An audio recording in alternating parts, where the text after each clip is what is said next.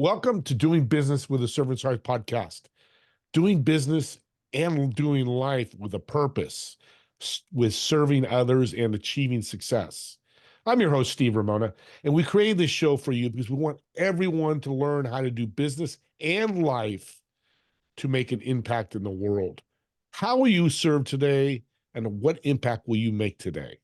And I'm so excited because I'm going all the way to Mallorca, Spain, for my next guest, and he's making an impact actually in the podcast world, which for me is exciting because that's what I do as well. Josef, welcome to the show. Hello, Steve. Thank you very much. It's quite a privilege to be on your show. I appreciate that. I'm going to jump right in. What got you interested in internet marketing and podcast guesting? That's a long story because I'm getting older. I will make it short. I was in Central America and Latin America as Austrian, working for a hemisphere newspaper. When I came back to Canada first, I started with an e-commerce store, and I was one of the founding members of Stompernet, which was 2006, and that's where a lot of the brightest minds hang out for internet marketing. It was only 2006, right? So I started my e-commerce store there, and then I was always fascinated with internet marketing and internet business and all things which are connected to it. Because once you make your first dollar, you can make 1,000, you can make 100,000. Yep. And now it's interesting, audience. You're listening to his voice. Mallorca is in Spain. He doesn't have a Spanish accent. He is not from Spain. Talk about that journey, how you got there. Yes. Well, I was only after high school, and I was first in the class. But the dropouts, my friends, they invited me to come with them to South America, Latin America. So we traveled for a year almost in Latin America, and I just learned Spanish there. And then when I did my bachelor in the States in political science, and then my master's, of course. But then I got a job in Central America with the newspaper. So I had to intensively study the Spanish. And then when I was a little boss, I had 30 people in my office in Central America. I had to give instructions and tell people what to do in Spanish. And then in Argentina, where I became where I had moved up a little bit further, then I was on television every week for a year, so 50 television shows. So I had to really learn Spanish. So there was this Austrian guy and trying to speak Spanish. That's an incredible story, because talk about two completely different countries, Austria and Spain. I mean, you can't get more diverse, which is great, which leads to your story. Let's talk about podcast guesting. I'm a fan of it. I have my podcast. It's growing. What is your thoughts on people when they go, do I really want to be a guest on a podcast? Yes, you definitely want to be a guest on a podcast if you have a company, a small one or a big one. It's all branding. You get 45 minutes, 50 minutes, half an hour to tell your story. It's storytelling. And the brand is what people say in the room when you're not in the room. So it's not just an advertising, which is a quick thing, fleeting. No, it's actually, you get to talk about your expertise, but it's particularly good when you are a solopreneur. Let's say you are a thought leader, you just wrote a book or several, and even if you're already on the Wall Street Journal and New York Times bestseller list, it doesn't matter. You always have to continue being present in the now with people. And it's very good for coaches, and there are loads of coaches out there. And then it's very good for consultants, of course, which is, that is because you're getting this story for you can talk about your expertise, you can talk about your experience, and you actually can really share what you want to share, your message to the world, because this podcasting thing is just a different animal, so to speak. It's not like television, it's not like radio, it's not like newspaper. It's different, it's unique. The newspaper, the television, the radio cannot do what podcasting does. Yeah. And it's interesting, you mentioned storytelling. Big fan of that. So how important is that to have a story when you come on as a guest? Well, you want to entertain. You want to entertain. You don't want to. I hope your audience is not falling asleep when they listen to me, because if you have a script and all the worst mistakes you can make. Yeah. Well, I love that because, yeah, you don't want people falling asleep listening to your podcast while they're driving. That would not be a very good thing. Be exciting. Well, let's flip it and not, there's about 3 million or 4 million podcasts out there. Somebody's interested in being a podcast host. What's your thoughts on that? Sorry, I didn't get that. Being a podcast host. Yeah, well, I'm a podcast host myself, but I do it as a hobby. My podcast is called onbythebeach.com because I love meditation. That's all. It was always my passion for all my life. I like to study the world's wisdom and all this. So when you are a podcast host, then you have a different challenge. You have to build your own audience. And you do that usually by doing, well, you have to do it very often to get a top level, high end podcast. You have to do it like twice a week almost. And when they're turning out episodes, those guys who have like 0.5% global rank, right? Which I pitch to because I do it for my clients professionally. This is a podcast agency, a booking agency. But, I do it very relaxed. I have like once a month a podcast series because for me, it's just fun. I get to know people. I get to know people with whom I usually cannot be in a conversation because maybe they are teaching to 1,000 people in the room. But I, as a podcast host, can talk with them, right? And they are like spirituality and that stuff, right?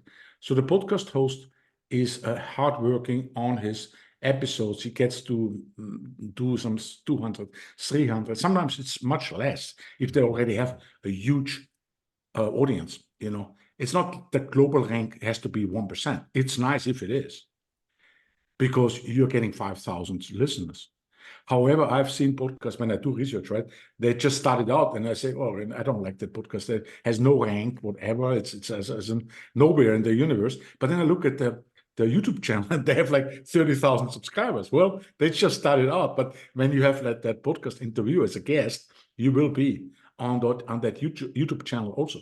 Yeah. So it's when you are a guest, the difference, the distinction is when you are a guest, like I am now with you. And I do this also for my clients. I actually do what I preach. So when I'm on podcasts and being interviewed about my subject matter, then and everybody can do that. You just have to pitch really well to the podcast host. You have to make that connection. You have to see that you have to make that icebreaker. You have to make that email. You have to do that follow-up. You have to know where you resonate. So you get to talk and you can leverage other people's audiences. That's huge because if you do this 30 times a year and you get each time like 3,000, 1,000, 3,000, 5,000 audience, sometimes you get much more. But you do it 30 times in a year, you have 1 million audience.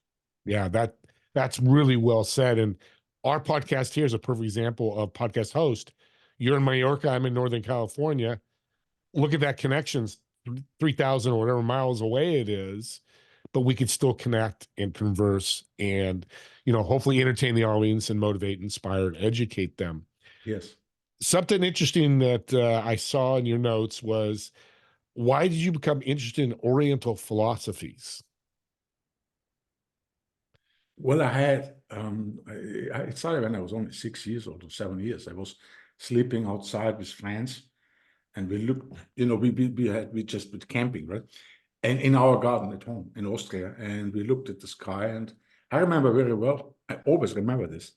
I had a very deep question. I was so young, but I had a very deep question, and nobody seemed to be interested in it. And it was it was a real question, right? A good question, a deep question, metaphysical. Almost, I don't know anymore exactly, but it was about who am I, something like this. And then that started the journey. Nobody was interested in it and nobody would answer me. And I was thinking, okay, that's my life. If I have deep questions, I'm going to be alone. Yeah. So then I was, I got into when I was a teenager in high school. I would read many books like you're an avid reader. I have hundreds of books also. I read so many books, sometimes 10 a month, but mostly business. But at that time, I was reading a lot of spirituality books and scriptures actually from all different world religions because I studied it 5 years in upstate New York. I got this master's in divinity then, and I went to India 2 years. It's a long journey, and I was confused, and I was enlightened, and I was all kinds of things. But Oriental philosophy, I always liked it because it took away this, this feeling like I depend on somebody. And I thought, this is wonderful that I can actually work on my own improvement diligently. And, I love the Judeo-Christian Islamic tradition as much as the Oriental traditions. But there is a difference, there's a distinction. You can learn from both sides. Yeah. And so I just was very much inclined to learn about Zen Buddhism, about these Chinese Taoist masters, Chuang Tzu, and all this, like freaks, basically. Yeah, they were different. Yeah. Yeah, Yes, sorry. and it was interesting why it caught my eye was that question is I just started studying Thich Nhat, the Vietnamese monk that during the Vietnam War. Are you familiar Thich with Nhat him? Hanh, yeah. Yeah, he does mindlessness. Talks Yes, about yes, mindlessness. So when I saw that, it reminded me because I'm reading the book. It's amazing what he teaches how to be mindlessness. So, yes. It's a good thing because we are like there are so many confusing, ambiguous words about meditation. You said mindfulness. It's actually ambiguous because you want to actually you want to have nothing in the mind. But mindfulness means, and then that whole thing about no mind, it's the Zen concept of no mind. yeah, It's like, it's like when we are so full of our own thinking, we lose the perspective, we lose what is us, what is the whole, the universe in us, which is like, when you can say I'm a top, like Romy said, I'm a top in the ocean, but you can also say I am the ocean in a top. So you have fractal existence, and that's why you have to sometimes become mindless. Thich yeah, Nhat Hanh is a great example of that, and he recently died. Actually, he was a Zen Buddhist monk, a Vietnamese yeah. monk, He built a very lot very of. enlightened person. Yeah, I'm excited to read more of it about halfway Mhm. through. So as I'm listening to you and learned about you a few weeks ago before you came on the show, you have such a diverse history and a lot of experiences. Talk about how those experiences have modeled you or helped you grow as you are today. Well, it's for everybody the same. I mean, Mm-hmm. we have to get used to one thing in life, which is it's a pendulum. It's a pendulum. So you're getting a bad experience, and at the moment you don't know it's a bad. You know it at the moment it's really bad. It's like a terrible experience, but at the end it turns out to be a good thing that happened to you, right? And then you have this good thing, and maybe you're just born as a multi-millionaire. It looks good, I have all the money in the world, but maybe it's not that good after all. You never had to work. Now you're 50, whatever, right? And so the thing is, for me, like the biggest lesson is, like they call it in the Chinese farmer, where everything is a Zen story, where everything really depends. I mean, this happens to you, the horse runs away, like the Chinese farmer, his horse runs away, but then he comes back the next day with wild horses. Then he goes, his son rides a horse and he breaks his leg, and the next day comes the army and recruits the young people. So my life experience is just like that. I'm very happy that I had those experiences in Austria that brought me to go to India 2 years, to Korea 1 year, to Japan. And then I went for 24 years to Latin America after I studied in New York 5 years. Well, I don't know what I should say. I'm just feel sorry for myself because I'm getting old. But you're curious, and that's what I love about you. The other thing about experiences, if you have, like, I haven't lived your life, but I'm learning about these through you.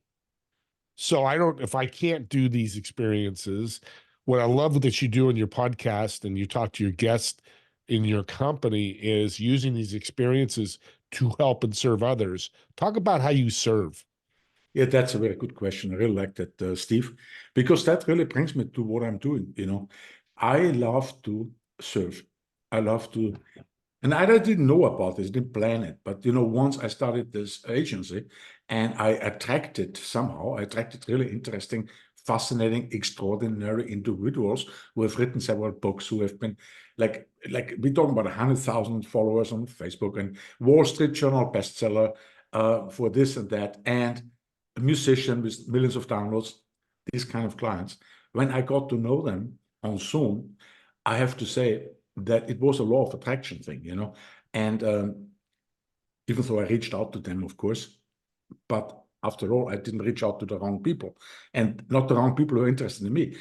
Actually, that person, incredible person, Faisal Haq, who actually, you know, I missed the Zoom call, and I don't know why he was looking after me and he's still my client, and he is a 3 times bestseller New Wall Street Journal, New York Times, and all this in business literature. So all you know, his books are there everywhere on the airports, and just really amazing individual. So I said to myself, how come that I with my limited understanding, you know, I was an adventurer. I could write a book and all this. Yeah, I wrote 2 theses, master's degrees and stuff, but I could never be like them. They are just way ahead of me. So I said, how come that I'm working with them? And it was an enlightening thought that maybe I'm the one who can really help them get their message out, you know, the right way.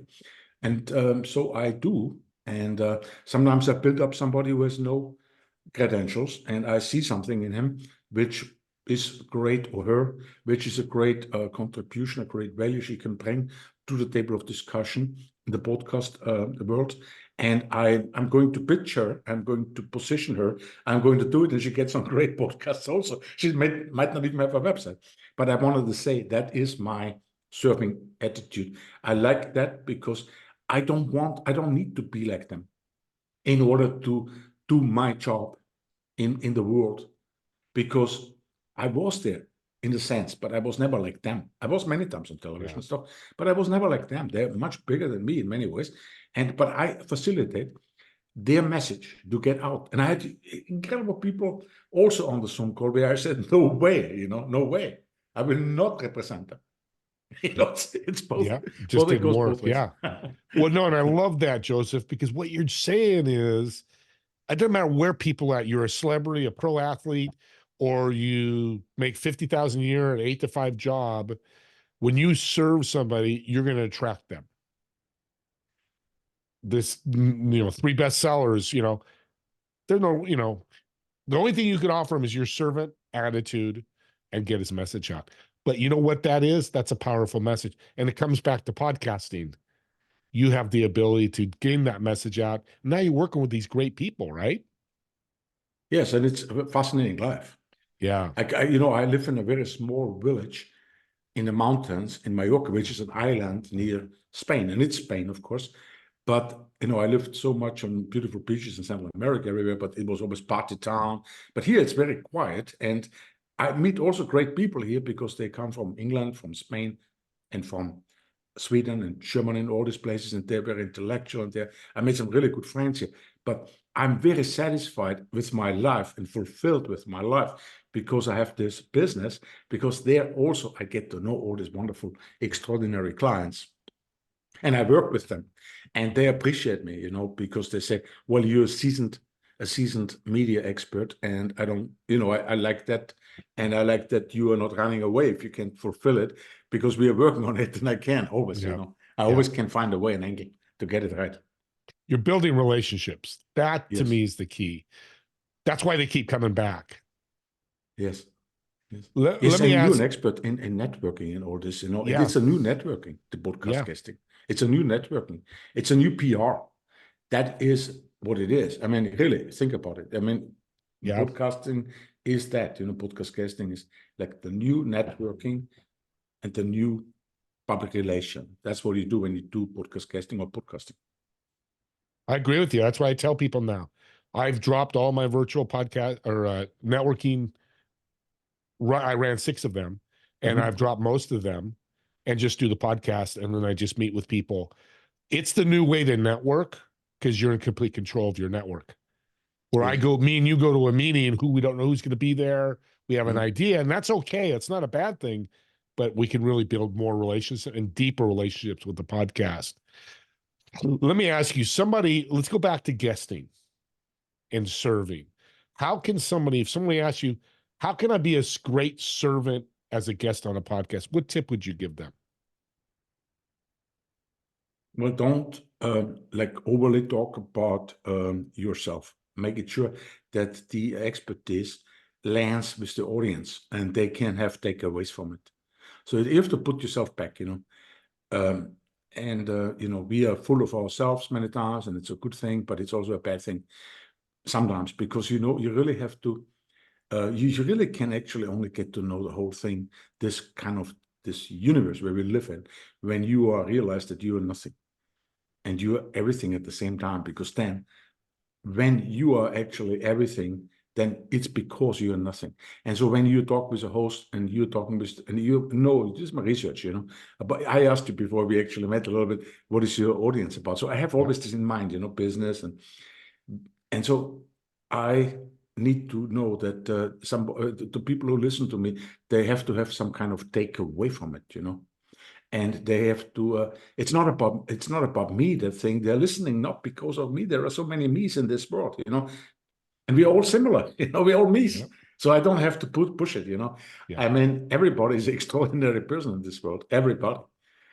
But it's like, what do I have to offer? What can I say as the me I am, with my experience, with my kind of birth date, and with my kind of where I come from, and my experience and all this? What can I offer? Because everybody has this universal self.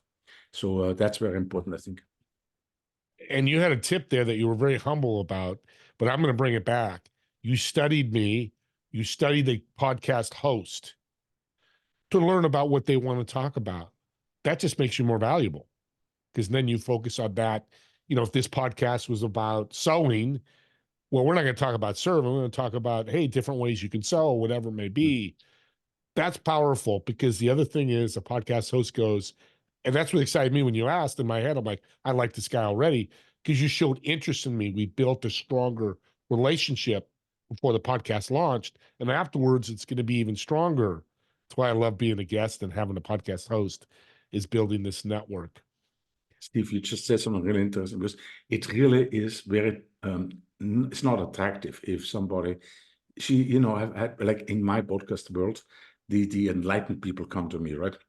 And that enlightened person comes and she talks, has just not her script, but she is enlightened, definitely. I mean, there are lots of people enlightened, they are gods, and they are Buddhists and whatever, but and it was finished, and she was gone. She didn't say thank you, nothing after the interview.